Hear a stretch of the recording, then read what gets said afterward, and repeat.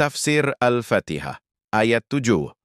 Siratal ladzina an'amta alaihim, ghairil maghdubi alaihim, waladdallin. Artinya, yaitu jalan orang-orang yang telah engkau beri nikmat, bukan jalan mereka yang dimurkai dan bukan pula jalan orang-orang yang sesat. Tafsir ringkas oleh Kementerian Agama, yaitu jalan orang-orang yang telah engkau beri nikmat kepadanya berupa keimanan, hidayah, dan ridamu.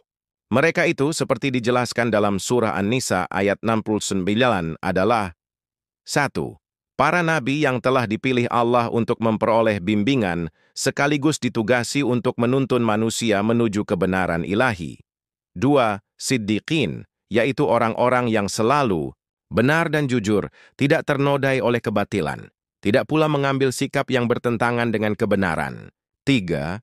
Syuhada, yaitu mereka yang bersaksi atas kebenaran dan kebajikan, melalui ucapan dan tindakan mereka, walau harus mengorbankan nyawa sekalipun, atau mereka yang disaksikan kebenaran dan kebajikannya oleh Allah, para malaikat, dan lingkungan mereka. Dan 4. Salihin, yaitu orang-orang saleh yang tangguh dalam kebajikan dan selalu berusaha mewujudkannya. Jalan yang kami mohon itu bukan jalan mereka yang dimurkai, yang mengetahui kebenaran, tetapi tidak mengikuti dan mengamalkannya, bahkan menentangnya, seperti sebagian kelompok Yahudi dan yang mengikuti jalan mereka, dan bukan pula jalan mereka yang sesat dari jalan kebenaran dan kebaikan, seperti sebagian kelompok Nasrani dan yang sejalan dengan mereka, sebab mereka enggan beriman dan mengikuti petunjukmu. Tafsir Tahlili. Setelah Allah mengajarkan kepada hambanya untuk memohon agar selalu dibimbingnya menuju jalan yang lurus dan benar, pada ayat ini Allah menerangkan apa jalan yang lurus itu. Sebelum Al-Quran diturunkan, Allah telah menurunkan kitab-kitab sucinya yang lain.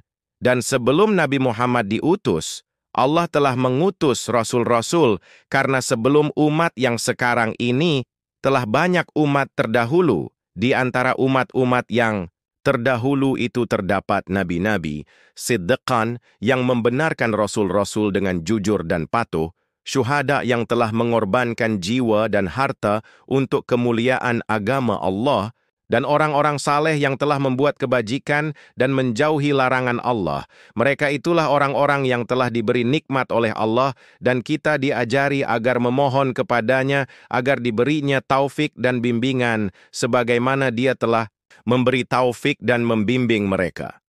Artinya, sebagaimana mereka telah berbahagia dalam aqaid, dalam menjalankan hukum-hukum dan peraturan-peraturan agama, serta telah mempunyai akhlak dan budi pekerti yang mulia, maka demikian pula kita hendaknya. Dengan perkataan lain, Allah menyuruh kita agar mengambil contoh dan teladan kepada mereka yang terdahulu. Timbul pertanyaan, mengapa Allah menyuruh kita mengikuti jalan mereka yang terdahulu itu? Padahal dalam agama kita ada pelajaran-pelajaran, hukum dan petunjuk-petunjuk yang tak ada pada mereka. Jawabnya, sebetulnya agama Allah itu adalah satu. Kendati pun ada perbedaannya, tetapi perbedaan itu pada bagian-bagiannya, sedang pokok-pokoknya serupa sebagaimana telah disebutkan. Sebagaimana halnya dalam umat-umat yang terdahulu itu terdapat orang-orang yang diberi nikmat oleh Allah, juga terdapat di antara mereka orang yang dimurkai Allah dan orang yang sesat. Orang yang dimurkai Allah itu, mereka yang tak mau menerima seruan Allah yang disampaikan oleh rasul-rasul, karena berlainan dengan kebiasaan mereka, atau karena tidak sesuai dengan hawa nafsu mereka, kendati pun telah jelas bahwa yang dibawa oleh rasul-rasul itu adalah benar. Termasuk juga ke dalam golongan ini, mereka yang mulanya telah menerima apa yang disampaikan oleh rasul-rasul, tetapi kemudian karena suatu sebab mereka membelok dan membelakangi pelajaran yang dibawa oleh rasul-rasul itu. Di dalam sejarah banyak ditemukan orang yang dimurkai Allah. Sejak di dunia mereka telah diazab Allah sebagai balasan yang setimpal bagi keingkaran dan sifat angkara murka mereka. Umpamanya kaum Ad dan Samud yang telah dibinasakan oleh Allah. Sampai sekarang masih ada bekas-bekas peninggalan mereka di Jazirah, semenanjung Arab.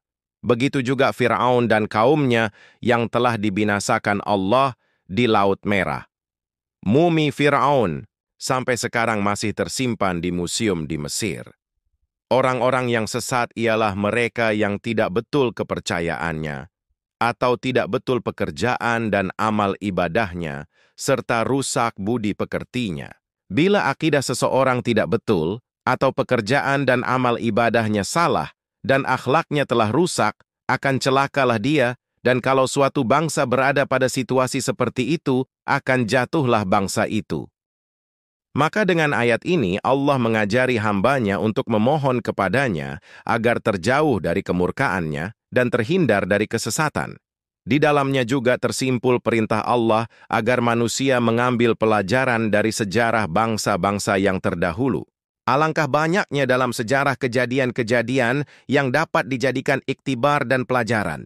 Di dalam Al-Quran banyak ayat yang berkenaan dengan kisah umat dan bangsa-bangsa yang dahulu. Memang tak ada sesuatu yang lebih besar pengaruhnya kepada jiwa manusia daripada contoh-contoh orang dan perbandingan-perbandingan yang terdapat dalam kisah-kisah dan sejarah.